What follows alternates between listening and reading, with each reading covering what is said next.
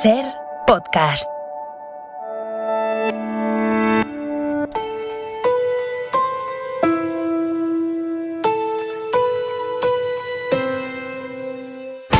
En la cadena Ser, Hora 25. Aimar Bretos. Suelen ser terriblemente sosos los días de traspaso de carteras a los nuevos ministros, pero hoy, si hoy uno escucha con atención lo que han ido diciendo salientes y entrantes, se encuentra claves, por ejemplo, geopolíticas. Misión prioritaria del nuevo ministro de Asuntos Exteriores, José Manuel Álvarez. Con nuestros vecinos del sur tenemos que reforzar aún más nuestras relaciones, especialmente con Marruecos, nuestro gran vecino y amigo del sur. Darle la vuelta cuanto antes a una crisis en la que España no tiene nada que ganar. El que ha dejado claro hoy que tampoco cree que esté ganando nada es Miquel Iceta con su cambio a cultura. Se ve que no era su sueño. Siento mucho dejar este ministerio, lo quiero decir así de claro. Aquí hemos puesto mucha ilusión, muchas horas. Pero el que realmente estaba abatido hoy, visiblemente abatido, era José Luis Ábalos. Uno es la cabeza a la que golpear, la que también tiene que lidiar y mediar. Se ha despedido con un hasta siempre sin agradecimiento expreso al presidente del gobierno en ese discurso. Saliente también Carmen Calvo tras sus últimos pulsos con Igualdad y con Unidas Podemos a cuenta del sí es sí y de la ley trans. Me he sentido la voz de mucha gente y particularmente de muchas mujeres. Y una confesión, la del nuevo ministro de la Presidencia, Félix Bolaños. Las veces que he pensado y me he alegrado de no ser ministro. Unas cuantas, claro. Pero estas cosas ni se deben pedir ni se pueden rechazar. Eso de estas cosas no se pueden pedir se refiere al ser ministro. Eso se ha interpretado como un mensaje velado a Iván Redondo, que según fuentes socialistas intentó ser ministro de la Presidencia, se lo pidió a Sánchez. Iván Redondo sostiene que no, que fue Sánchez quien se lo pidió, se lo ofreció, se lo pidió una, no, dos veces, dice Redondo, y que él lo que quería era salir del gobierno y que por eso se ha ido. Lo vamos a analizar todo esta noche con algunos de los periodistas que más y mejor información tienen sobre lo que ha pasado ahí dentro en el seno del gobierno. Escucharemos también a la oposición propensa estos días a la metáfora. Es un cambio de cromos. Las fotos de esos cromos han cambiado en sus caras, pero el álbum sigue siendo el mismo. Es un álbum que es propiedad de Podemos, de Esquerra Republicana de Cataluña y de Bildu. Metáfora premium la de ayer de Ciudadanos, hoy Casado. En esta partida de ajedrez han cambiado los peones, pero sigue la reina, que es el independentismo, que es Bildu y que es con los que está jugando el rey, que es el que se cree que puede cambiar a quien quiera a su alrededor, porque solo de él depende toda la estabilidad de España. Cuando habla del rey se refiere a Sánchez en esa metáfora. Y entre alfiles, peones y jaques, hoy por lo menos el líder de la oposición no ha repetido aquello que dijo ayer de que los cambios de ministros que ha decidido el presidente del gobierno en el uso de sus facultades demuestran que el presidente del gobierno no es buena persona. Ese es el nivel del debate en esta calurosa segunda semana de julio, primera de la temporada de verano en la radio. Esta noche con Isabel Morillo, periodista del Confidencial. Isabel, buenas noches. Hola, ¿qué tal? Muy buenas noches. Carlos Cue, corresponsal político de El País, muy buenas noches. Hola Aimar, hola a todos, buenas noches. Todoterreno de la crónica política también, Fernando Garea, ¿cómo estás? ¿Qué tal? Muy bien, ¿y vosotros? Y Pablo Simón, profesor de Ciencia Política. Hola de nuevo, Pablo. Hola, buenas noches. Vamos a estar esta noche en Cuba, en las manifestaciones masivas que se han vivido en las últimas horas allí.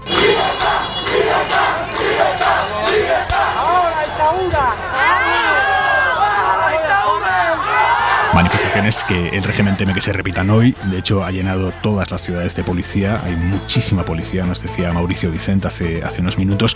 Lo hemos analizado en detalle a las 9. Vamos a volver allí a lo largo de la noche en Hora 25. Aquí en España les vamos a contar las últimas restricciones que están tomando las comunidades ante una tasa de contagios que se sigue disparando. Les dades són encara més que pèssimes, jo diria. És a dir, són francament molt dolents. Los datos son más que pésimos, son francamente muy malos. Esto ha dicho esta tarde el responsable de la gestión catalana del COVID, Argimon.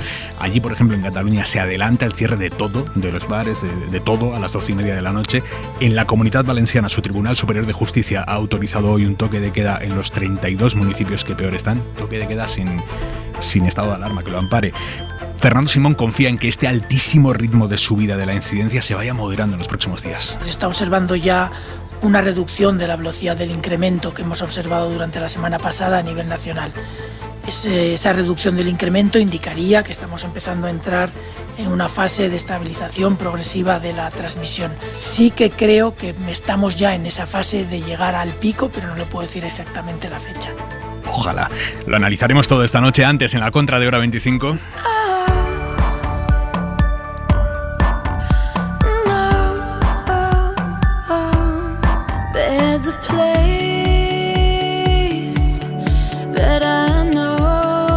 Este domingo Reino Unido no ha perdido solo la Eurocopa, también su batalla contra el racismo, contra los ataques racistas que sufren, y no es la primera vez, sus jugadores de fútbol, algunos de ellos, los 3 jugadores negros de la selección británica. Después de perder en los penaltis, estos 3 jugadores sufrieron miles de ataques racistas salvajes, comparándolos con gorilas, con monos. Javois, buenas noches. ¿Qué tal, Aimar? Buenas noches. ¿Cómo lo has vivido? Pues con muy mal cuerpo. Creo que lo que demuestra la violencia de esa parte más asquerosa, por decirlo claramente, de la afición británica, es que el mundo avanza en derechos sociales a menos velocidad que a la que retrocede cuando se excitan las pasiones, sobre todo las pasiones futbolísticas, porque estamos hablando del deporte con el mayor escaparate del mundo. Si cuando falla un jugador blanco un penalti, lo primero en lo que te fijas es en el color de su piel, está claro que eres un imbécil. Si cuando falla un jugador negro un penalti, lo primero en lo que te fijas es en el color de su piel, además de ser un imbécil, no hay ninguna duda de que eres un racista. Y el problema no es de Inglaterra, el problema es mayor. El problema es de un mundo en el que un jugador negro tiene que ir a tirar un penalti decisivo sabiendo que no puede fallar en mayor medida que un blanco, que tiene que soportar muchísima más presión que un jugador blanco, porque sabe que si lo falla, los insultos serán diferentes y serán mucho más clamorosos.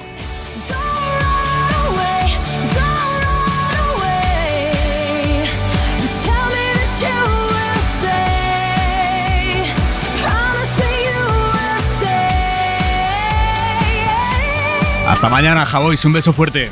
Adiós, Aimar, un beso, chao.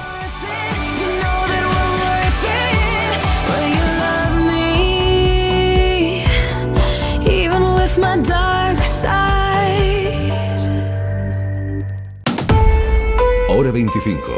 Aimar Bretos. Al haber obtenido el voto favorable de la mayoría de los miembros de la Cámara, ha resultado elegido presidente del Senado.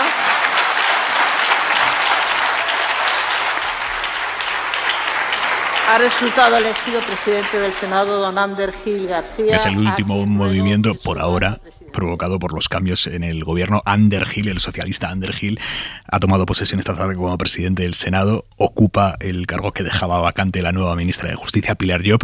Y digo que es el último movimiento por ahora, porque va a haber más. Por ejemplo, nos consta que el presidente del gobierno baraja que la hasta ahora vicepresidenta Carmen Calvo sea la próxima presidenta del Consejo de Estado, el principal órgano consultivo del gobierno. Ahora mismo está presidido por otra ex vicepresidenta socialista, María Teresa Fernández de la Vega, y la idea se está barajando en la Moncloa el hecho de que Carmen Calvo sea la próxima presidenta del Consejo de Estado. Es una de las opciones para Calvo, que hoy, en su despedida, ha sido muy afectuosa con quien lo va a suceder en la coordinación del gobierno, la coordinación del día a día de todos los asuntos del gobierno, que es el ministro de Presidencia, Félix Bolaños. Félix, ministro, este es el traspaso más amoroso de la historia de la política española. Aquí donde le ven, que somos los dos pequeñitos, pero resistentes. Es un hombre que lo aborda todo con profesionalidad, pero también con humanidad. Créanme que el presidente deja este ministerio, que tiene tareas de coordinación muy importantes, en las mejores manos, y que yo me voy agradecida y tranquila. Y con el agradecimiento infinito al presidente Sánchez por haber depositado en mí la posibilidad de vivir un extraordinario aprendizaje, que no ha sido solo político, sino también humano. Ese agradecimiento explícito al presidente del gobierno, un agradecimiento que va de suyo. No lo hemos escuchado, por ejemplo, en el discurso de despedida de José Luis Ábalos, horas antes de que esta tarde Ábalos oficializara por carta su salida también como secretario de organización del PSOE. Estaba cantado que no se podía quedar como número 3 del partido cuando no cuenta con la confianza del presidente para seguir siendo ministro, pero esta tarde lo ha oficializado Ábalos a través de una carta. Esta mañana... Muy agradecido a todo el Ministerio, a todo el equipo. Yo creo que es un gran equipo. Agradecía a todo el mundo, pero no hacía referencia explícita al presidente en una comparecencia en la que, por cierto, nadie de la cúpula del partido le ha acompañado en esa despedida. Estaba hoy, decíamos, abatido. Es la palabra exacta para cómo se le veía a Ábalos, y esa imagen, la del inesperado, por lo menos para él, relevo de Ábalos, bueno, para él y para todo el mundo en el PSOE, la imagen del inesperado relevo de Ábalos, esa imagen en sí misma es la de un cierre de etapa. Inma Carretero, buenas noches. ¿Qué tal? Buenas noches. Pues Ábalos está ya fuera y Pedro Sánchez ha encajado las piezas en medio de un sinfín de especulaciones por el modo en el que se ha precipitado la salida de una persona que ha estado con Pedro Sánchez desde el principio y que ha sido de su máxima confianza. Hoy ha sorprendido muchísimo que no le haya acompañado en su despedida en el ministerio nadie de la cúpula de Ferraz y que tampoco él haya tenido palabras de agradecimiento para el presidente. Quien le conoce dice que está muy tocado. En el PSOE hablan de que su figura está muy desgastada. Se ha visto envuelto en asuntos controvertidos como la visita de Delcy Rodríguez a España o la polémica del Plus Ultra, y de repente el presidente ha decidido cortar por lo sano y ya ha repartido los papeles en el PSOE rápidamente. Santos Cerdán, que era el número 2 de Ábalos en Ferraz, va a ser el secretario de organización en una ejecutiva en la que Adriana Lastra continuará como vicesecretaria general, pero dicen en Ferraz que con poderes reforzados. Todo eso se va a definir en un congreso que se va a celebrar a mediados de octubre en Valencia, la tierra de Ábalos. Ahí se espera la segunda parte de la revolución del sábado, con perfiles jóvenes y nuevos referentes socialistas en los distintos territorios. De esa revolución del sábado, misterio número 1, ¿qué ha pasado con Ábalos? Misterio número 2, ¿qué ha pasado con Iván Redondo? Porque las versiones ya no es que sean contradictorias como eran en las primeras horas, es que ya son absolutamente incompatibles. Él, Iván Redondo, está difundiendo que Pedro Sánchez le ofreció hasta 2 veces ser ministro, que él lo rechazó, y en el PSOE cuentan que Redondo intentó ser ministro de Presidencia hasta el último momento y que de salida voluntaria pues poco. Sí, en el PSOE no esperaban la salida de Iván Redondo en esta remodelación y dicen fuentes socialistas que tampoco lo esperaba él. Y hay versiones contradictorias porque él le envió una nota el sábado diciendo que hay que saber parar, y en su entorno cuentan con que todo ha sido negociado con el presidente y que incluso en otras ocasiones ha renunciado a la posibilidad de ser ministro. En cambio, hay un miembro del Ejecutivo que asegura que esto es una milonga. Hay fuentes del Gobierno y del PSOE que explican que el detonante de su salida ha sido que pidió ser ministro de la Presidencia y que Sánchez ha dado esta cartera a Félix Bolaños. La relación de Redondo con el partido ha sido tensa desde el principio. La repetición electoral de 2019 provocó ya un choque frontal y ahí Sánchez lo que hizo fue reforzar a Redondo a pesar de las críticas de Ferraz al planteamiento de la campaña electoral. Después del fiasco de la Comunidad de Madrid había un malestar muy profundo. Las formas nunca han gustado en el PSOE porque Redondo es un asesor externo, no es del partido, pero nadie esperaba este desenlace en esta crisis de gobierno que celebran en este momento ampliamente en la sede socialista. Gracias, Inma. Fernando Garea, Carlos Cue, Isabel Morillo, Pablo Simón, os pido un primer análisis primero de las causas y de las consecuencias del terremoto. Primer análisis, Garea. Bueno, lo ha explicado muy bien Inma. En todo cambio de gobierno suele haber varias causas, pero en este me da la sensación de que se mezclan muchos. Se mezcla la recuperación del PSOE precisamente para intentar recuperar una situación muy mala, especialmente después de las elecciones en la Comunidad de Madrid. Se mezcla el componente territorial, se mezcla la lucha de poder en el entorno más cercano al presidente del gobierno, con algún desafío incluso por parte de su jefe de gabinete. Se mezcla también que alguno estaba quemado o por lo menos dolorido por algunos errores de gestión. Se mezclan las relaciones con la coalición y, ojo, también algunas cosas personales que se han roto en este tiempo en el gobierno. La mezcla de todo eso sale esta crisis de gobierno que yo creo que es muy profunda y es una etapa distinta en el gobierno. Yo creo que la obligación que se pone cualquier presidente de gobierno es durar para... dirán unos, simplemente para estar en el sillón o para hacer los proyectos que tiene en marcha, ¿no? Un presidente no se puede permitir el lujo de perder las elecciones antes de tiempo, por lo menos antes de acabar su ciclo. Y yo creo que lo que motiva todo en este momento, todo lo que está pasando en la Moncloa, lo que motiva es pensar que había un desgaste muy importante y pensando en las próximas elecciones, que aunque queda un montón, 2 años y medio, sabemos que en la política se hacen las cosas con una cierta antelación para cambiar la línea en la que iban las encuestas. La línea en que venían las encuestas desde, como decía Fernando, desde la derrota aplastante del PSOE en Madrid, que es que ya lo naturalizamos todo, pero es que más Madrid que para entendernos, comparado con el PSOE, es un partido muy chiquitito, es una organización muy pequeña comparado con el histórico Partido Socialista Obrero Español, le ganó la partida en Madrid. Esto es una cosa terrorífica para el PSOE. Y entonces yo creo que a partir de ahí Sánchez evidentemente saltan todas las alarmas. Bueno, esto no vamos bien. ¿Qué está pasando? ¿Qué se puede hacer para cambiar el tercio?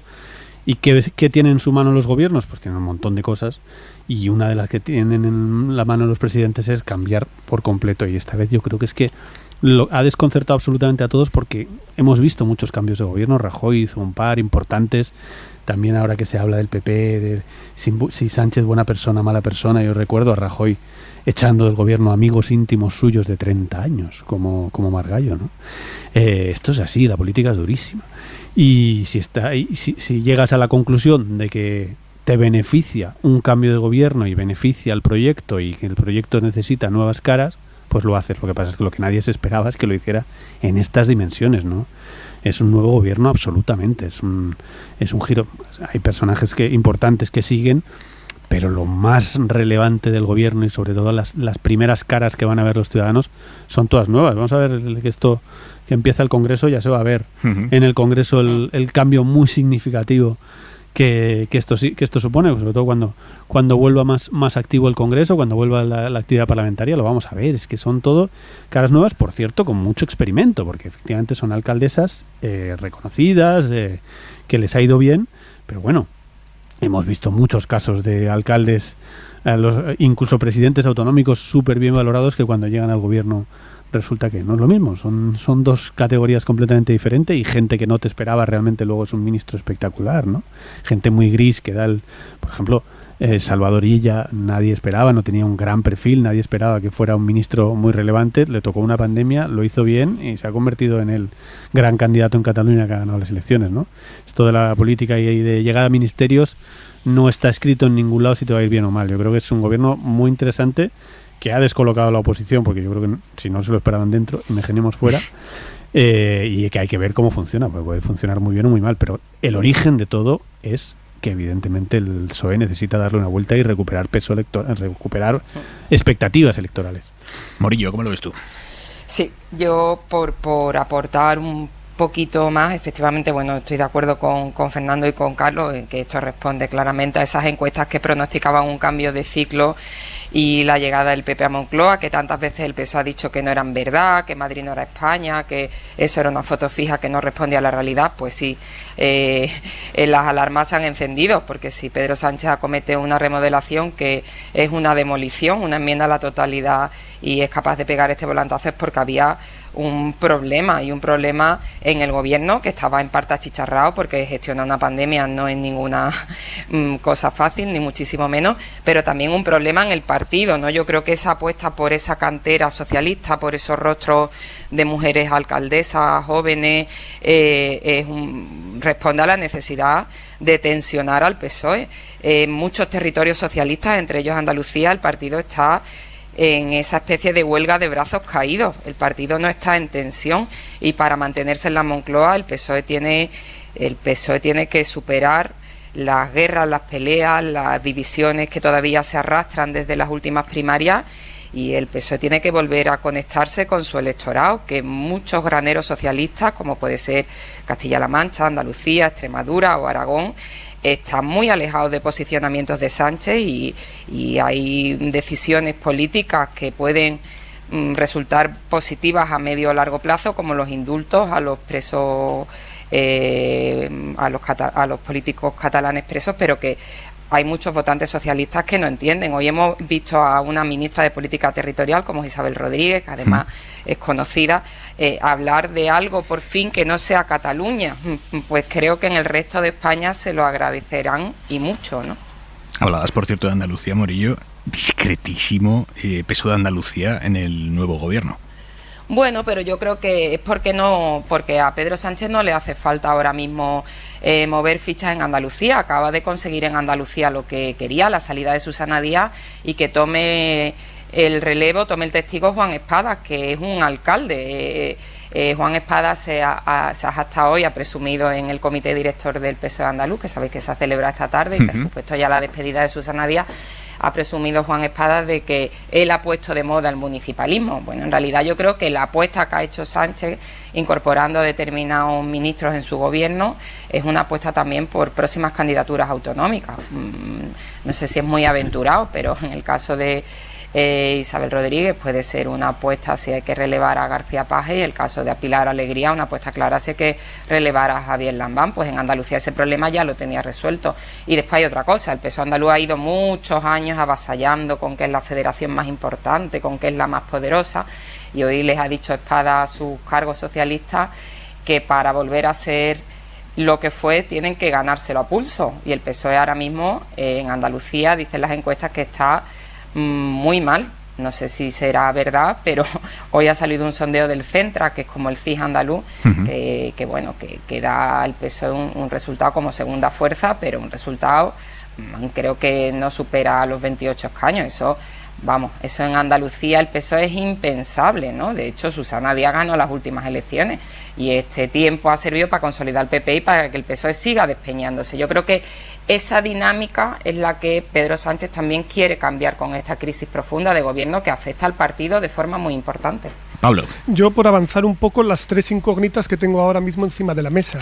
La primera es si este cambio profundo en la estructura de gobierno va a afectar a la coordinación interna, porque sabemos que el tridente que había antes formado entre Ábalos, Iván Redondo y Carmen Calvo a efectos de coordinación no funcionaba bien. Y no sabemos si es solo una cuestión de estructura horizontal o también de las personas que había implicadas. Fijaos que ya no queda nadie, ni siquiera el que era portavoz o el que era cabeza del socio junior de la coalición, que era Pablo Iglesias, continúa. Por lo tanto, esas cuatro piezas ya están fuera del tablero, y la primera incógnita es si este gobierno, con esta nueva estructura y estas nuevas personas, va a estar mejor engrasado o no.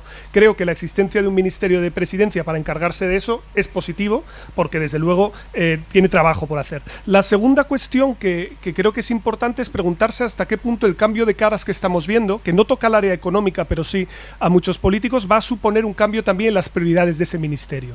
Porque a efectos prácticos cualquier gobierno funciona mediante un sistema de delegación. Es decir, quien tiene que llevar adelante el programa de tu gobierno de coalición es tu ministro. Y claro, si yo ahora mismo cojo desde el año 2018 los cambios que ha habido en ministerios de Pedro Sánchez, tenemos que ha cambiado 5 veces administración territorial, 4 veces ha cambiado sanidad, 4 cultura, 4 exteriores, 3 justicia. Es decir, son cuestiones claves en las que si no hay continuidad en los equipos y en las personas, no está muy claro si las prioridades están bien definidas en esos capítulos. Y yo creo que esto es muy importante y vamos a ir viéndolo cuando los ministros vayan compareciendo en el Congreso y nos vayan explicando si van a mantener o no van a mantener la agenda anterior. Lo digo porque, por ejemplo, en educación, la ministra Celaá ya ha impulsado las principales leyes de la legislatura. Pero, por ejemplo, en ciencia, la ley de ciencia está pendiente todavía de realizar el proceso de tramitación. Y hay otras cuestiones, y esta es la tercera que a mí me interesa mucho, que también está por despejar, que es si estos nuevos ministros van a cambiar la posición respecto a su socio junior de coalición en temas clave. Y estoy pensando, por ejemplo, en el tema de vivienda.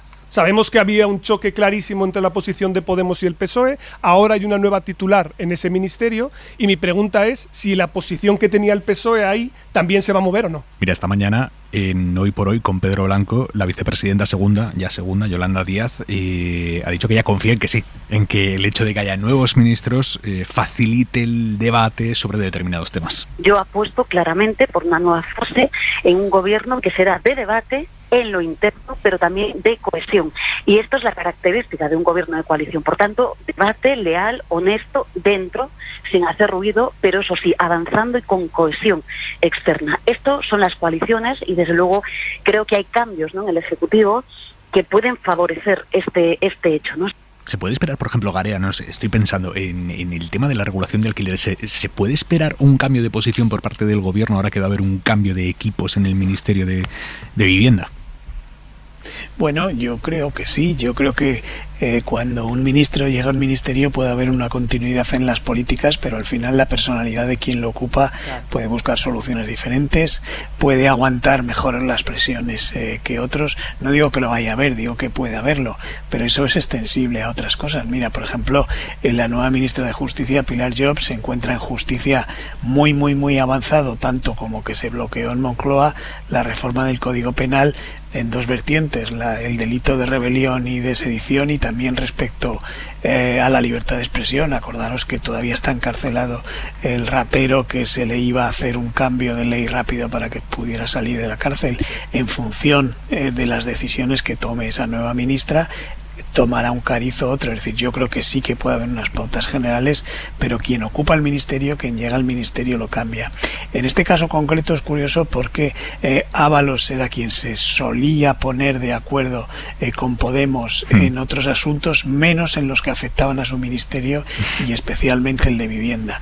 Y en este asunto, dicho, el Ministerio de Vivienda es el ministerio del que depende de vivienda, pero el ministerio es movilidad y transportes, movilidad y agenda urbana. Sí, pero fíjate que a eso a su vez hay que meter otra variable que no hemos comentado todavía y que me parece también muy importante en esta crisis de gobierno que es tan poliédrica, que tiene tantas caras. Otra de ellas es el avance de Calviño. Es decir, Calviño empezó con Pedro Sánchez, Nadia Calviño empezó como ministra, luego pasó a vicepresidenta tercera, y ahora ya es vicepresidenta primera. Es evidente que su poder aumenta, y probablemente no es muy aventurado sospechar que sus posiciones, y por tanto las que mantendrá en la Comisión de Asuntos Económicos, estarán más en coincidencia con decisiones europeas que con las posiciones de Unidas Podemos, incluidas las que se refiere a la vivienda. Quiero decir que ese tipo de variables nos da idea de que esos conflictos no sabemos hasta dónde van a llegar. Y a su vez hay que meter la variable, y ya termino, de que Yolanda Díaz tiene también lo suyo por delante, con un partido que no es el suyo y que tiene varios ministros y que ya no ha querido cambiar. Tiene todavía en el aire si va a ser candidata o no, si se va a presentar con acuerdos con fuerzas políticas que han sido rechazadas antes por Unidas Podemos. Es decir, hay tantas variables que yo no me aventuro a decir qué va a pasar con la vivienda ni con otros temas. No es verdad lo que dice Fernando. En la batalla permanente, que es la lógica dentro de una coalición entre el PSOE y Unidas Podemos, todos los caminos conducen siempre a Nadia Calviño. Quiero decir, es así porque efectivamente en el asunto de vivienda, en el asunto de alquileres, al final Nadia Calviño es la que dirige la Comisión Delegada de Asuntos Económicos y es la que dirige de alguna manera la política económica. Y como todas estas cuestiones, las cuestiones fundamentales para Podemos son política económica, porque evidentemente Podemos, como partido esto le pasa a todos los partidos a la izquierda de la socialdemocracia del mundo, están muy interesados, los partidos progresistas están muy interesados en los asuntos económicos, porque son los de comer, ¿no? Los asuntos económicos es la subida del salario mínimo, la reforma laboral, condiciones de los trabajadores, la vivienda, las tarifas del gas y de la luz para la gente que más lo necesita. Todo, si vamos pensando en temas, todos los temas realmente de gran discusión son temas económicos, como se espera de un partido como Unidas Podemos, y ahí acaban siempre chocando con Nadia Calviño. Sí, yo creo que sí puede ser importante, porque es verdad, estoy de acuerdo con Fernando, las negociaciones se hacen entre personas y muchas veces pensamos que todo es estrategia, todo es gran línea política, y al final hay personas negociando en la mesa. Y no es lo mismo un negociador que otro, y no es lo mismo cuando las posiciones están ya muy enquistadas desde hace mucho tiempo. Si sacas a uno de los negociadores y lo cambias, muchas veces cambia la negociación. Hablando de personas, voy a hacer una pausa muy breve y volvemos con dos preguntas, las que están encima de la mesa. ¿Qué ha pasado con Ábalos? ¿Qué nos estamos perdiendo? ¿Cómo se explica esto de Ábalos? Esa es la primera. Y la segunda, ¿Iván Redondo se va o a Iván Redondo lo echan? Hora 25.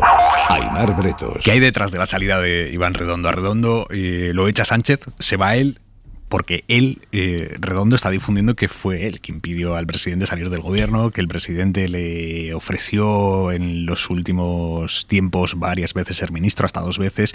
En esa clave se entiende el mensaje que dejó escrito de su puño y letra, en el que decía: es importante saber irse a tiempo de los sitios.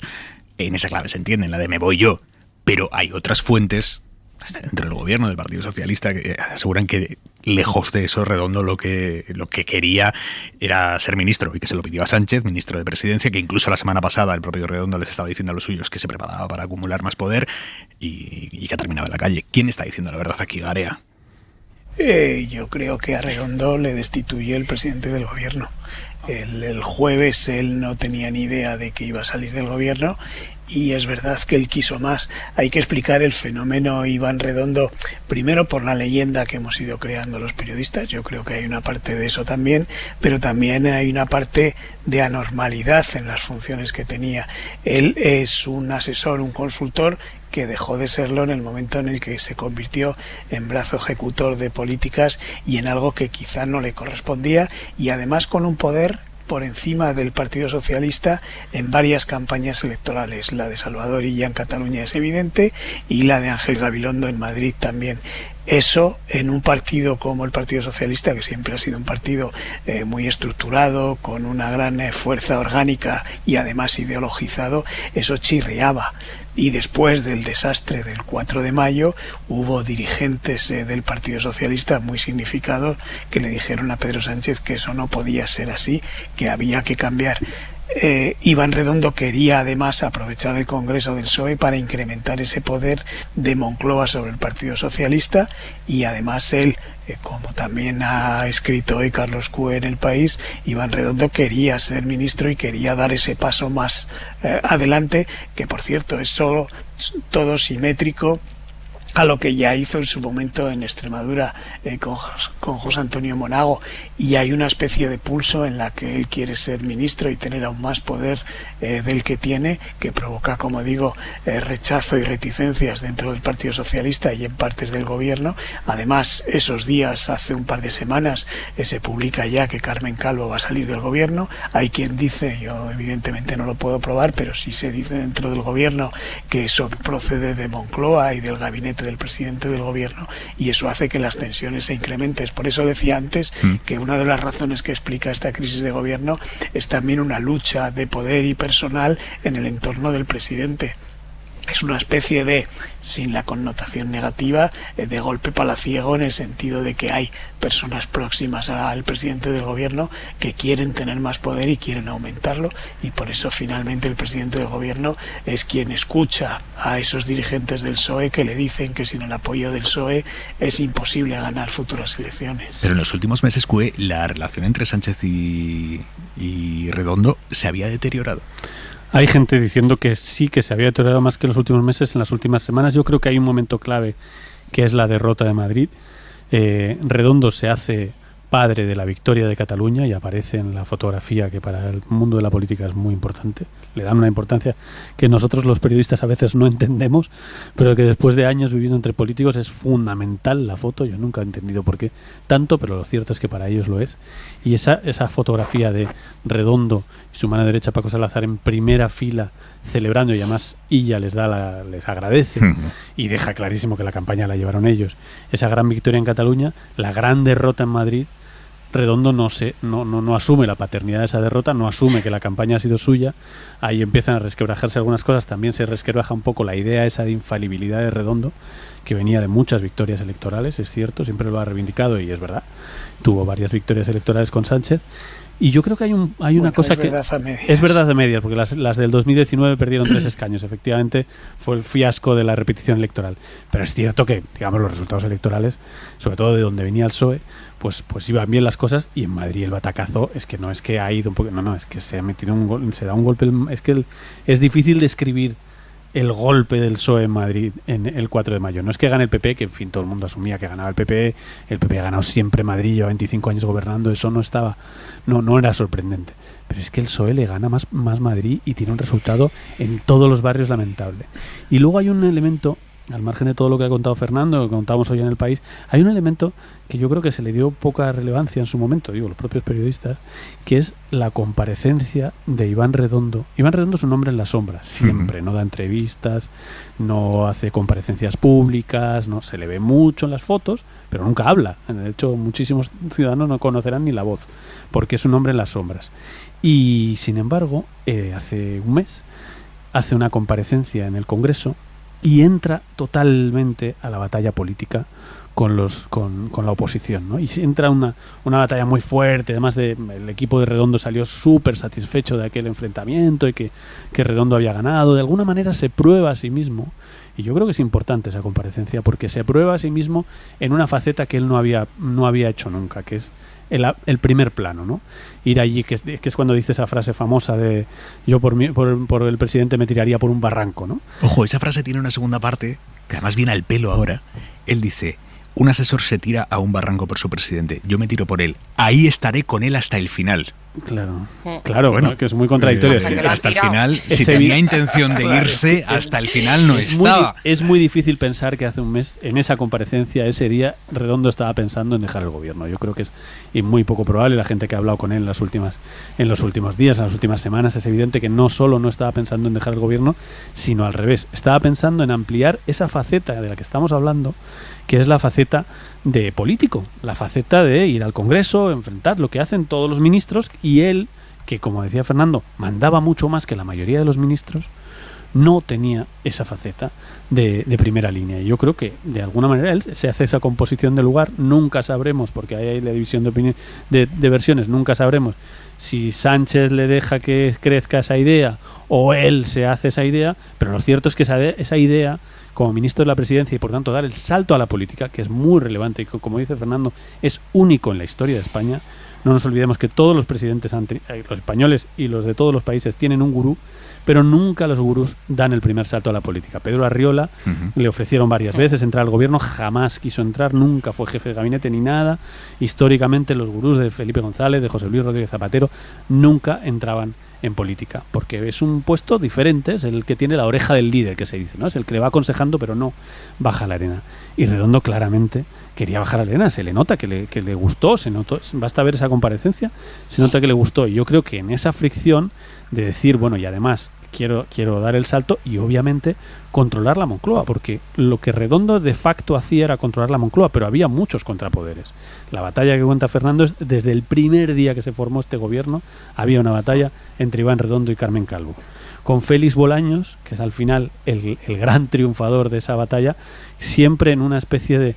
Siempre Félix Bolaños como no queriendo, porque es un hombre pacífico, digamos, nunca ha sido... No tiene ni el perfil de Carmen Calvo ni el perfil de Iván Redondo, y siempre tratando de en fin, como en el medio, al final el hombre de confianza del presidente, pero estos dos peleando muy duro. Al final los dos han salido.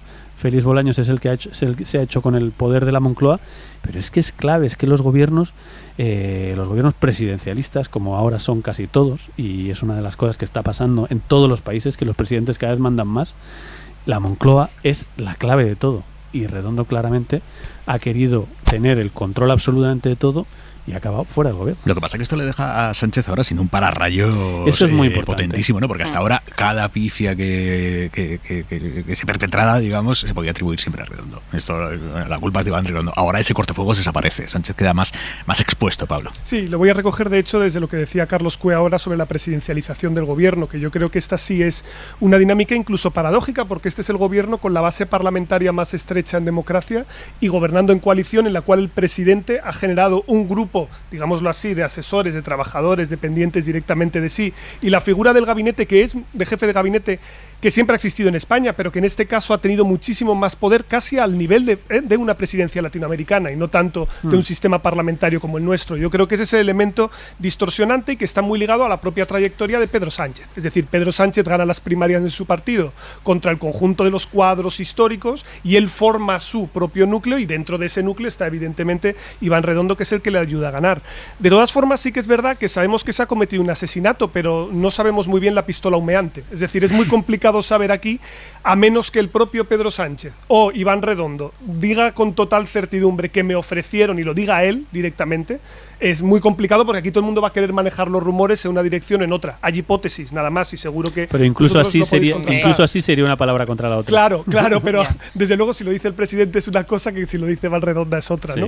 Pero yo sí que creo que se ha construido aquí una especie de figura en torno a Iván Redondo, en el cual es verdad que los jefes de gabinete siempre han tendido a ser discretos, pero él ha querido alimentar también su propia leyenda. Es decir, a diferencia de otros jefes de gabinete, Iván Redondo va a volver a la empresa privada. Es decir, él tiene su propia consultora, él querrá asesorar a otros y por lo tanto tiene también cierto interés y lo ha tenido desde el primer momento. Es verdad, no a lo mejor en comparecencias como la que vimos el otro día, pero sí en querer proyectar la idea de infalibilidad, y eso lo ha hecho de manera continuada desde prácticamente que Sánchez está en la Moncloa. Y por lo tanto yo creo que aquí lo que vemos también es un cambio interno en los equilibrios dentro del gabinete, porque siempre, al menos hasta donde llega mi memoria, jefe de gabinete y vicepresidencia se llevan mal. Es decir, siempre rivalizan porque pelean por la oreja del presidente y el presidente solo tiene dos y tiene que decidir en qué lado desempata. Pero claro, aquí parece que la nueva jefatura de gabinete va a tener menos peso, la de Óscar López, que la que ha tenido Iván Redondo en el pasado. Es otro estilo. Diferente, claro. Y aquí presidencia sube. Con una cosa que yo creo que es importante, que es que los dos actores que se elevan, es decir, tanto nuevo jefe de gabinete como ministro de presidencia, vienen de culturas políticas compartidas. Y yo creo que eso es importante a la hora de trabajar, lo digo, porque Félix Bolaños es de partido, Iván Redondo, cuando venía de mundo privado, consultoría, ahora hablamos de dos agentes que son de partido. Y por lo tanto, a la hora de ponerse de acuerdo para trabajar, esto puede maridar mejor, porque esos temas también tienen importancia. Morillo. Hombre, yo creo que el hecho de que Pedro Sánchez elija a Óscar López como jefe de gabinete demuestra que el problema no solo era Iván Redondo, sino también la fórmula, ¿no? Lo que hemos comentado antes, a Iván Redondo en el PSOE no lo quería nadie. Desde el primer momento alertaban de que era un mercenario, de que el PSOE, él no era del PSOE, que no tenía ideología, que trataba a Pedro Sánchez como un cliente. En fin, yo he escuchado barbaridades en boca de socialistas que están en primera línea sobre Iván Redondo. Si Pedro Sánchez da una vuelta radical y vuelve al modelo clásico de un jefe de gabinete socialista, discreto, que volverá a recuperar las funciones normales que ha tenido hasta ahora el jefe de gabinete de Moncloa, es porque había un problema de fondo que le estaba costando mucha erosión. Es verdad que Redondo ha parado muchos golpes a Sánchez, porque al final la lectura es que esto es una ocurrencia de Iván Redondo, pero también es verdad que a ojos de muchos socialistas era indignante que se le permitiera a Redondo pues llevar a cabo, por ejemplo, la estrategia electoral. Lo sufrieron en Cataluña y se lo tuvieron que tragar porque salió bien, y en Madrid le tenían muchísimas ganas. Pero la pregunta, Isabel, es ¿por decisión de quién Iván Redondo dirigió esas campañas electorales? De Pedro Sánchez, por supuesto. Vale. Claro. Quiero decir que a veces perdemos, yo mismo, perdemos la perspectiva de que quien consintió y creó esa situación fue el propio Pedro Sánchez, hasta que empezó a darse cuenta de algunas cosas. Por ejemplo, el 4M del que hablábamos antes. El problema no fue solo el resultado desastroso, el problema fue que a Pedro Sánchez le hicieron creer, o él se creyó, hasta la misma mañana de las elecciones, que sí era posible que ganara la izquierda. Es decir, un análisis tan disparatado y tan malo que le hicieron a Moncloa, al propio Pedro Sánchez, caer en eso. Pero insisto, no olvidemos que Iván Redondo y todo lo que le acompaña, leyenda, realidad y mito, es creación de Pedro Sánchez, que lo consintió y lo hizo crecer. Oye, os planteo una cosa. ¿Qué mensaje proyecta el hecho de que la parte de la coalición que corresponde a Unidas Podemos haya quedado completamente al margen de estos cambios? Porque es así, porque puede ser así, porque cuando se pactó se decidió que fuera así. O sea, eso no tiene más. Pero ¿qué mensaje proyecta? Esto no ahonda en la impresión de que son dos bloques de gobierno completamente aislados, no un gobierno mixto de coalición, sino dos vagones. He leído estos días una metáfora que me gustó, que es la del sidecar, ¿no? Va ahí pegado a la de la moto, pero no es el vehículo en sí. Va a ir pegado, pero va a ir siempre pegado a la misma distancia. No va a conformar siempre el mismo vehículo. No sé cómo lo veis. Sí, son dos gobiernos, dos bloques completamente diferenciados, y luego además es evidente que si en un lado de los dos se ha cambiado la mitad del gobierno y bueno, todos los personajes fundamentales, pues es muy raro que en el otro lado no cambie nadie, ¿no? Decía Díaz, nosotros ya cambiamos a nuestro personaje fundamental hace 3 meses. Es verdad que cambiaron al vicepresidente, cambiaron al número 1, eso es verdad. Pero no lo cambiaron, se fue, pero bueno, vamos, sí, no, pero es verdad que es un cambio significativo, pero yo creo que no creo que tarde muchísimo Unidas Podemos en cambiar alguno más, porque es que no se sostiene que en el otro lado cambien 7 ministros y Unidas Podemos siga con sus 5. Creo que eso se va a evolucionar. Y solo por rematar el tema de Redondo, que Redondo es único en todo, es un personaje para los periodistas interesante porque es muy atípico, muy anormal. Los periodistas vivimos de lo inusual.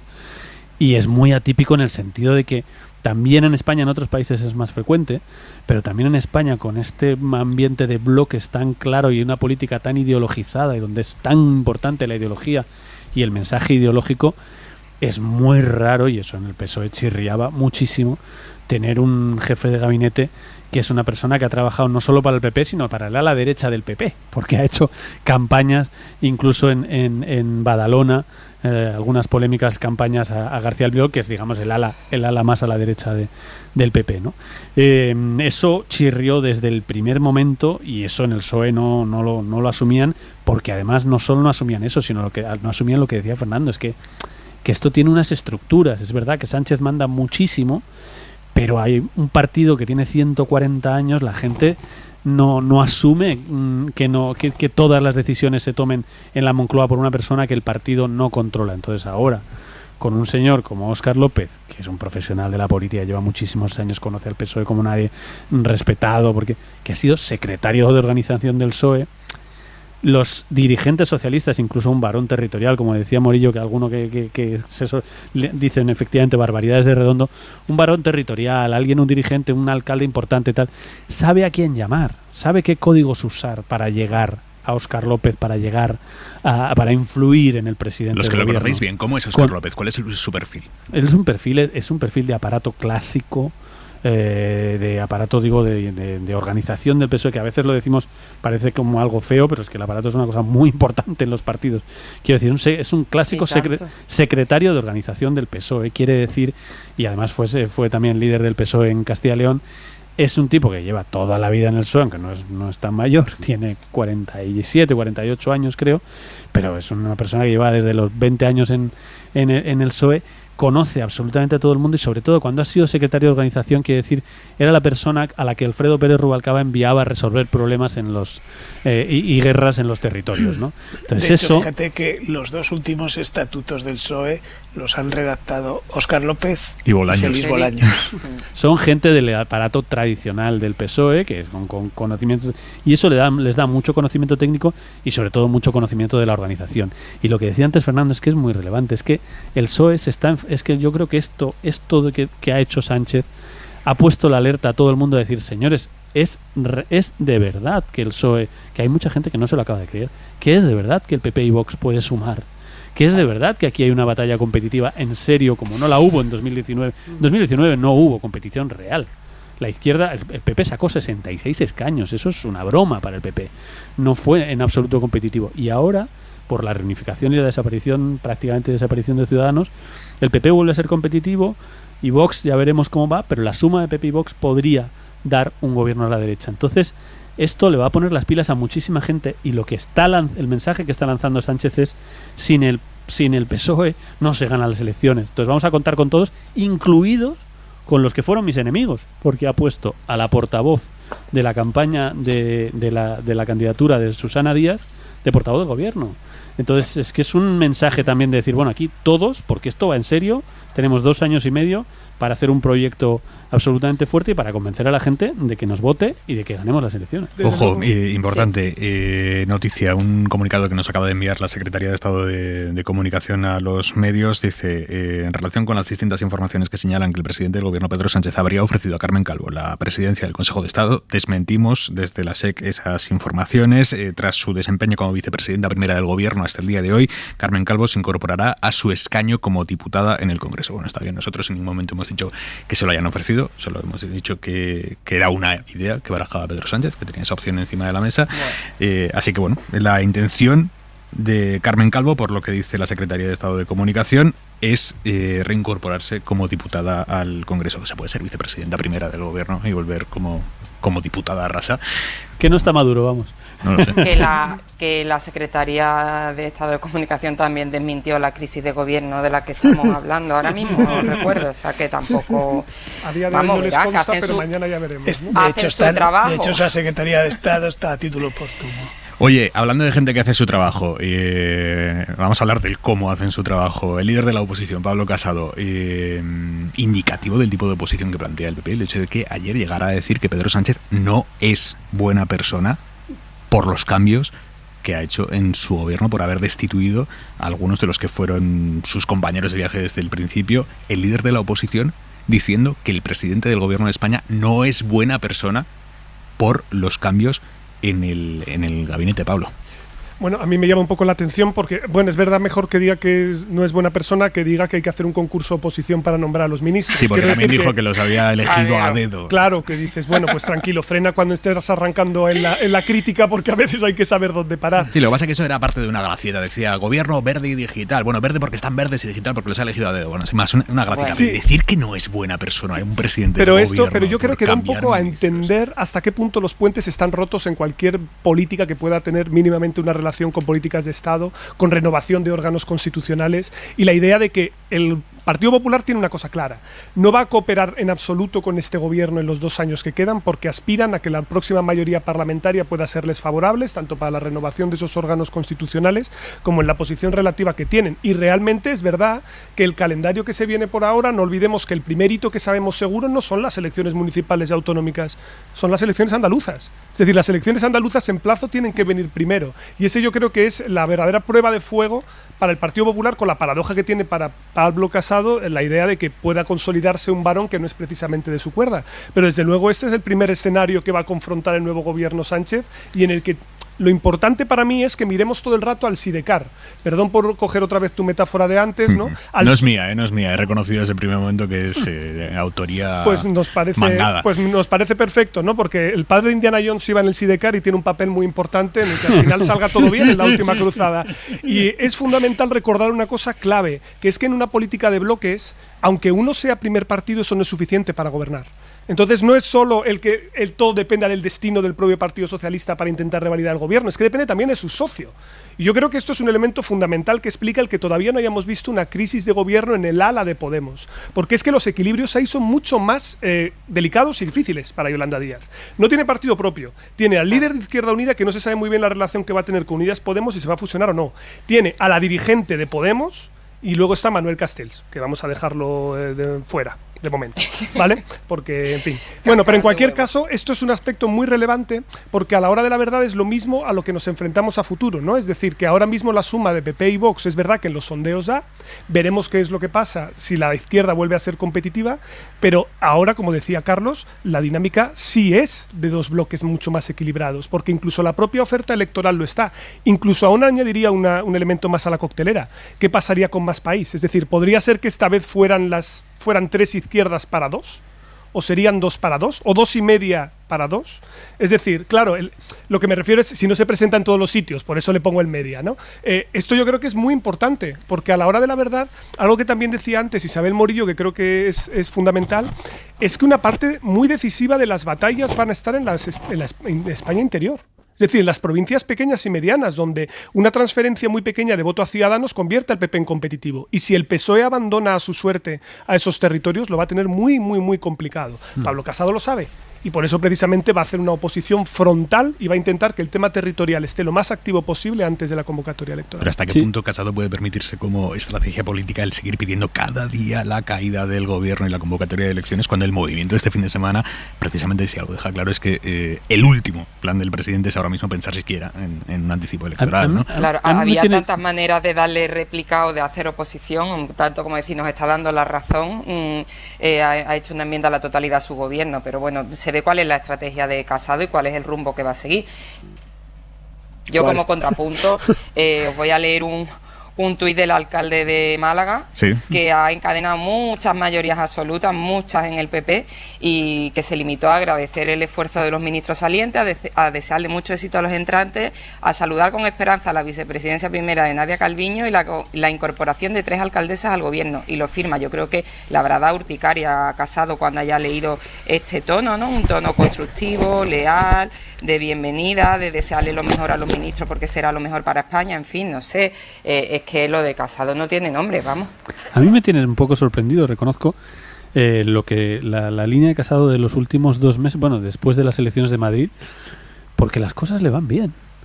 Quiero decir, cuando las cosas le iban muy mal, cuando las encuestas le daban que no levantaba cabeza, cuando sacó 66 escaños, cuando la gente le quería destituir, cuando todo era horrible, pues se podía entender que Casado hiciera un montón de prueba y error, fue a un lado, volvió a otro, probó de todo.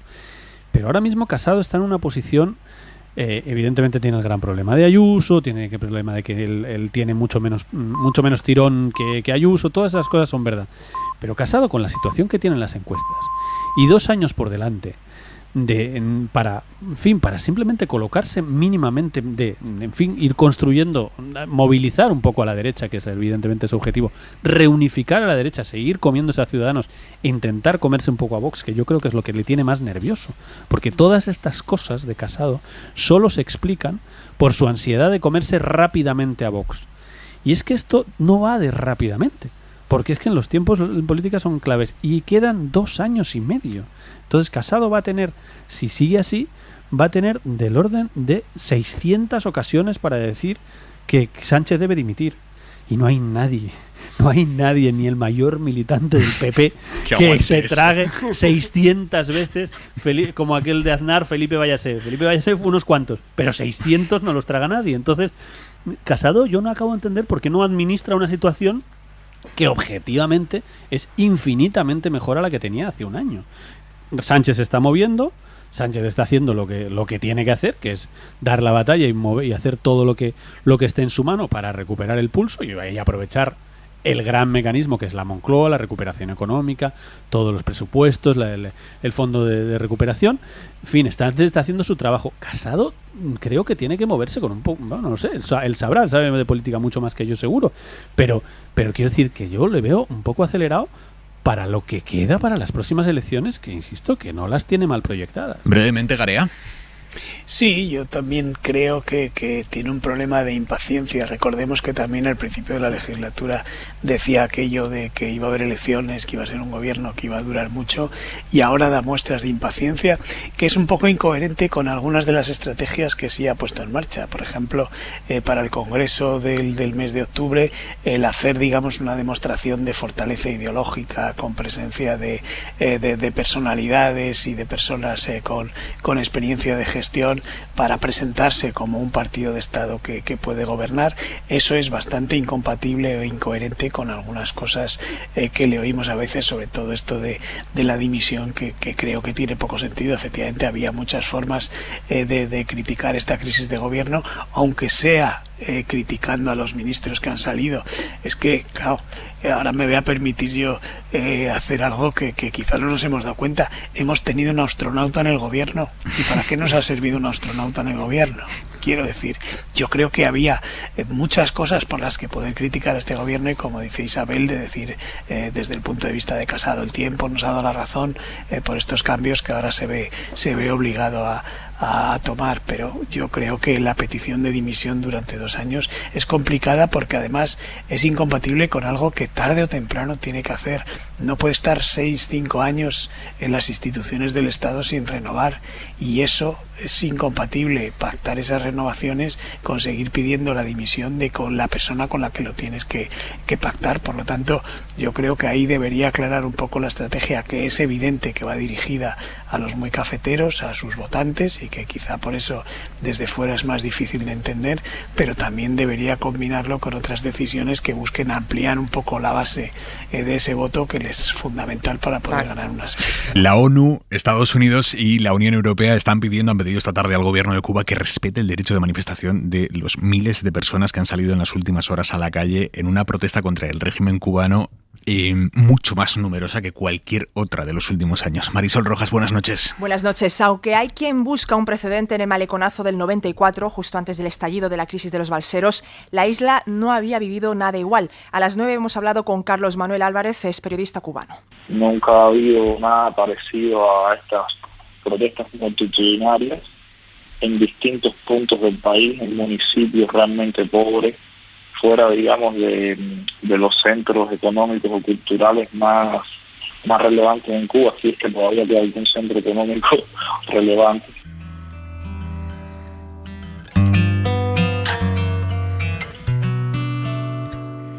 Hoy yo te invito a caminar por mi solar para demostrarte de que sí, Esta canción, Patria y Vida, la escuchan los jóvenes que han salido a la calle. El título no es casual, porque la letra le da la vuelta a la frase mítica de patria o muerte del Che que también repetía Fidel Castro. Uno de los manifestantes es José Carlos Melo González. Hemos hablado con él en Hora 25, tiene 26 años, se define como un nieto de la revolución y esto es lo que le pide a su gobierno. Que dejen la retórica de siempre y la misma propaganda de siempre. Es lo mismo con lo mismo, necesitan que nos escuchen, no nos dejan hablar. Por pensar un poco diferente, ya no somos parte de Cuba. ¿Y qué dice su familia, la que recuerda mejor la revolución? Mi abuela está muy preocupada, ella no sabe que salí ayer. Mi mamá sí lo sabe, ella me dijo que me apoyaba, que ella me iba a buscar si me cogían preso o si pasaba algo, que echara para adelante, que yo estaba luchando por ella. Estamos pidiendo algo solo para nosotros, era para todo el pueblo. No lo ve así Antonio Romero, es profesor de la Universidad de La Habana, niega que haya una grave crisis en el país y no cree que el gobierno esté animando al enfrentamiento civil en la calle. El gobierno tiene que dar respuesta y está tratando de dar respuesta en medio de condiciones muy difíciles. De ahí a decir que hay una guerra civil o de que está instando una guerra civil, yo realmente no he visto nada de eso y creo que evidentemente un gobierno responsable como el gobierno de Cuba no va a instar a la guerra civil. En el futuro inmediato está por ver qué pasos da Estados Unidos. Vicente Palacio es director de Política Exterior de la Fundación Alternativas y cree que las elecciones de medio mandato en Estados Unidos van a ser determinantes. Y entonces ahí lo que hay es en disputa un escaño en Florida que es absolutamente esencial para los demócratas y ahí efectivamente pues toda la diáspora o el exilio cubano y venezolano, que en este punto sí digamos forman un frente común, pues es absolutamente esencial. Mientras tanto, Aimar, sigue el goteo de reacciones en España. La última, en Hora 25 de los negocios, hemos escuchado a la ministra de Turismo, Reyes Maroto. Lo que deseamos, sin duda, es pues que ese conflicto se pase a una mesa de trabajo, de negociación y que la frustración que hoy la población cubana manifiesta en las calles, pues tenga una respuesta también por parte del gobierno. A esta hora sigue la fuerte presencia policial en las calles de La Habana y no hay de momento protestas en la calle. Mónica Baró, buenas noches. Buenas noches, gracias por la invitación. Periodista cubana, gracias a usted por estar aquí con nosotros. 8 años haciendo periodismo en Cuba, hasta hace 6 meses que decidió salir de allí, instalarse en Madrid.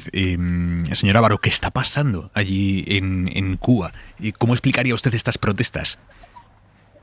Bueno, las protestas son resultado de la acumulación de muchos años de ineficiencias del gobierno, de muchos años de indiferencia hacia lo que está pasando en la cotidianidad de la gente, de desconocer los cambios generacionales que se han ido dando en el país, los cambios también en los sueños y en las necesidades de las personas que viven en Cuba y, por supuesto, de las necesidades. Es también resultado del aumento de las sanciones que hiciera la administración de Donald Trump, que dificultó muchísimo la vida de los cubanos. Eso es innegable, que el embargo tiene un impacto en la política en general de Estados Unidos hacia Cuba, tiene un impacto en la economía y en la calidad de vida que pueden tener los cubanos. Pero yo creo que lo más importante es que la gente se da cuenta, la gente sabe que hay muchas medidas que puede tomar el gobierno que pueden mejorar la vida de las personas, que pueden generar más libertad y no las está tomando sencillamente por tratar de mantener una posición de intransigencia y por tratar de seguir monopolizando y centralizando el poder en el Estado. No se vaya, Mónica Baró, no se vaya. Eduardo Saldaña, buenas noches. Hola, buenas, Aimar. Analista del Orden Mundial. Eduardo, ¿cuál es la situación económica de la isla?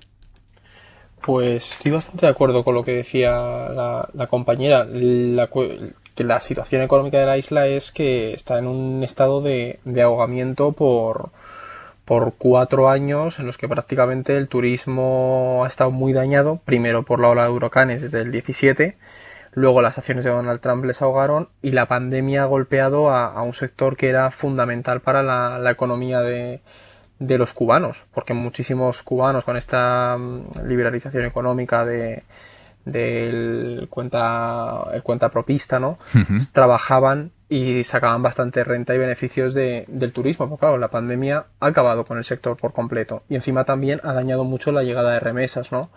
Entonces la economía lleva desde hace, pues, creo que incluso lo veíamos cuando Castro abandonó el gobierno, ya advertía de que la situación económica era bastante complicada y que la isla tenía que buscar vías para recuperarse, ¿no? Hemos escuchado a Díaz-Canel estos días diciéndole a la población: no se dejen marear, ustedes les están incitando un estallido social desde fuera de Cuba, desde Estados Unidos, desde el mismo país que mantiene el bloqueo asfixiante. Ya no solo que mantenga el bloqueo, que eso es tal cual, sino que mantiene también la administración Biden, Eduardo, las sanciones que impuso Trump después de que Obama consiguiera un relajamiento absoluto de la situación con Cuba. Llegó Trump, impuso unas sanciones económicamente muy lesivas para Cuba, y eso de momento Biden lo mantiene. ¿Cuál es el papel de Biden en todo esto?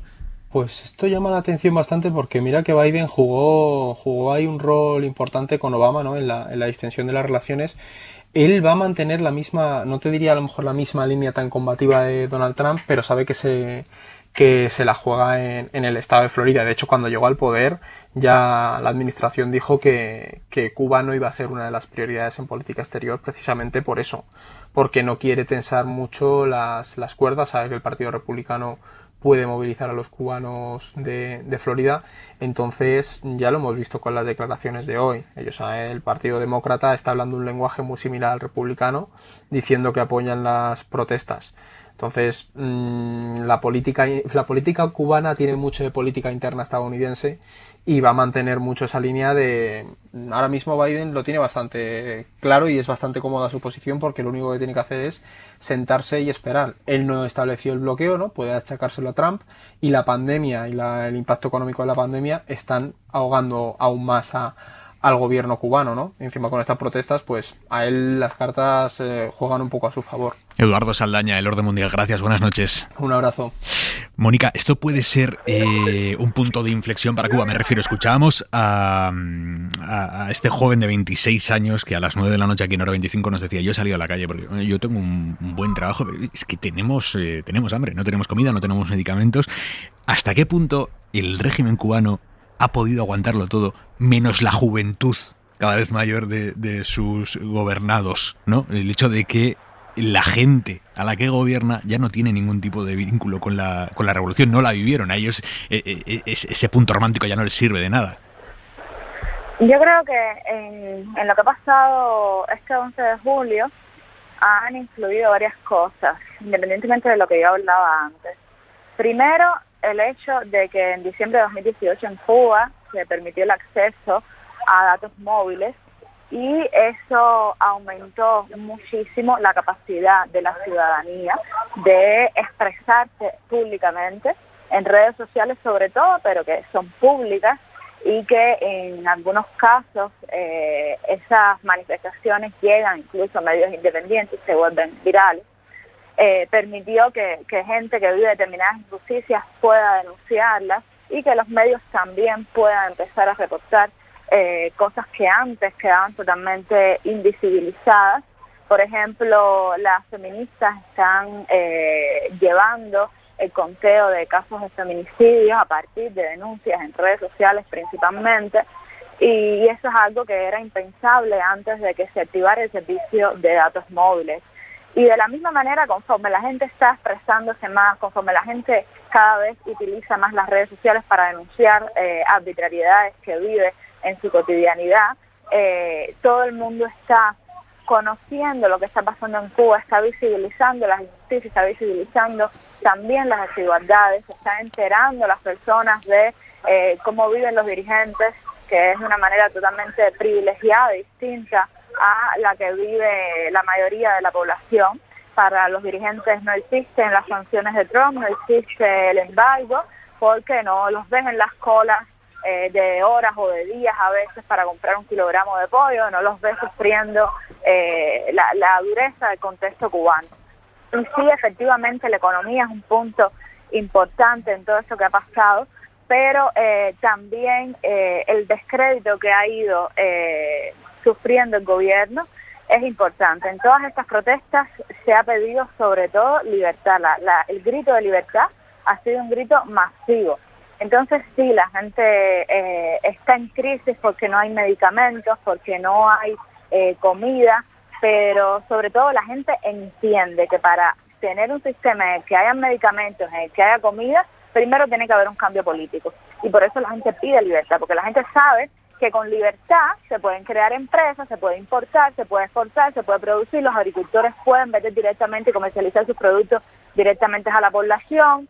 O sea, se puede hacer básicamente muchísimas cosas para solucionar los problemas que el gobierno se resiste a solucionar, incluso en las circunstancias del embargo. Entonces, es importante no desligar esta conciencia de que hay una relación entre economía y política y que no hay posibilidad de generar cambios si no buscas cambios en la política también. Mónica Baró, periodista cubana, le agradezco mucho que haya estado esta noche explicándonoslo en Hora 25. Buenas noches. Buenas noches, gracias. Impredecible, Pablo.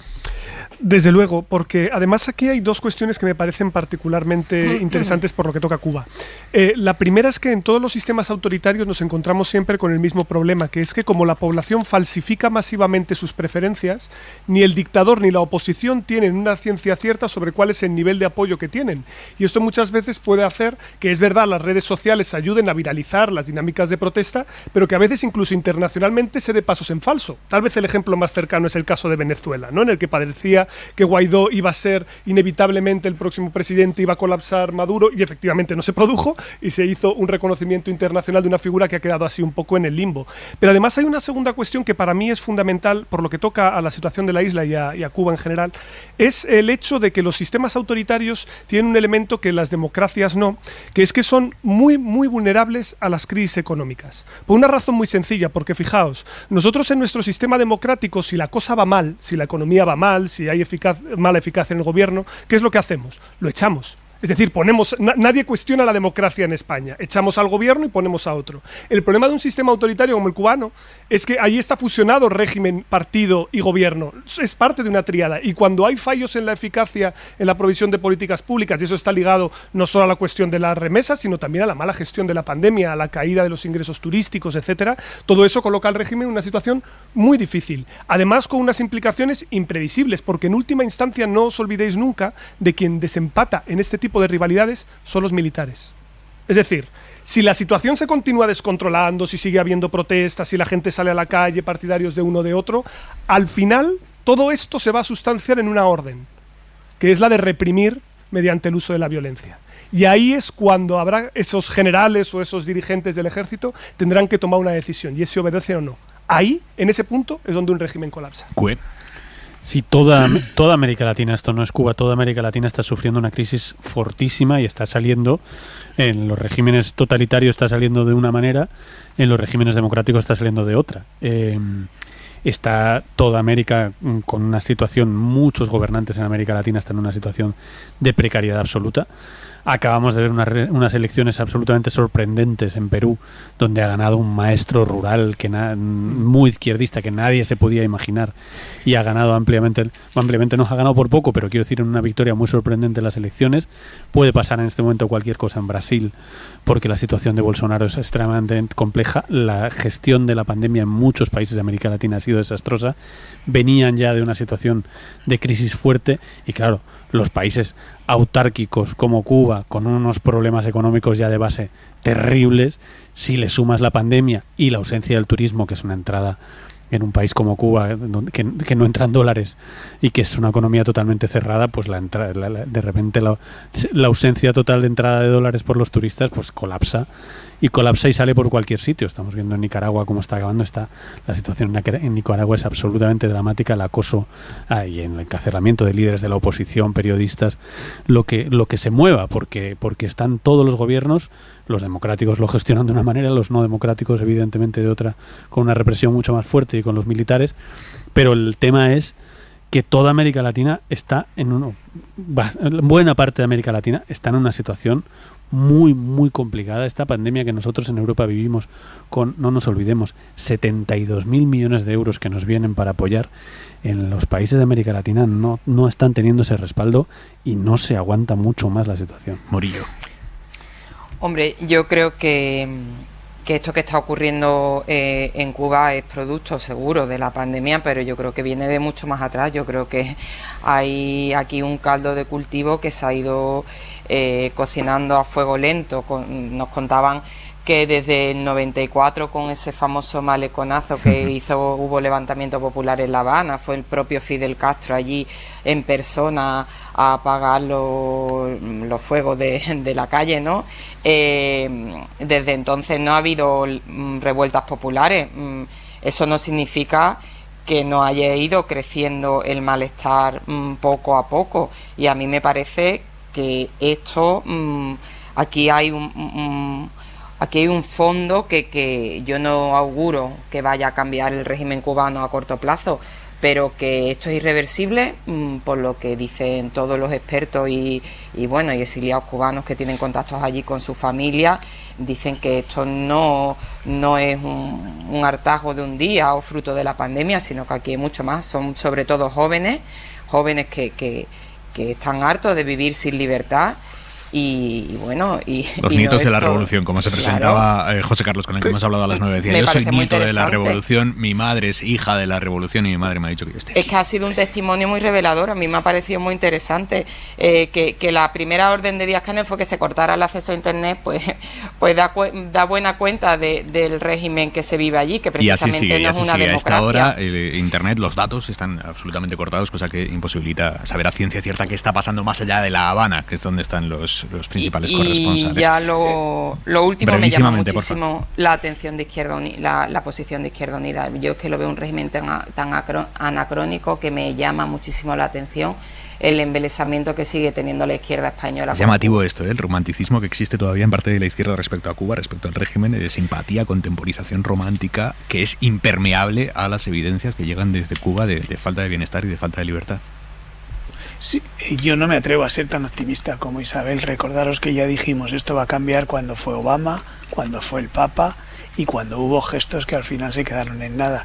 Es verdad que hay un embargo que ha durado demasiado, pero también es verdad que está durando demasiado un régimen que buscar la explicación en la situación actual de la pandemia, yo creo que es quedarse muy cerca, porque esto viene de muy lejos. Es decir, los ciudadanos cubanos han soportado una situación económica tremenda desde hace mucho, cuando cayó el muro de Berlín y se quedaron sin apoyos, luego cuando Venezuela se vino abajo y se quedaron sin apoyos. Es decir, yo creo que esta situación viene de muy lejos, y el régimen, por cierto, sí que se ha mantenido pese a esa situación económica tan catastrófica desde hace muchísimos años. Yo creo que ese régimen, que no debería apoyar nadie democrático, creo que está durando demasiado. Señores, nos vamos. Fernando Garea, Carlos Cue, Isabel Morillo, Pablo Simón, gracias por vuestro análisis y por esta noche tan baja de lunes que hemos echado juntos. Estupenda noche, gracias. Muchas gracias. Adiós. Y a ustedes, que no se me ocurre un plan mejor que pasar juntos un verano más, que va a ser un gusto compartir las noches. Hasta mañana.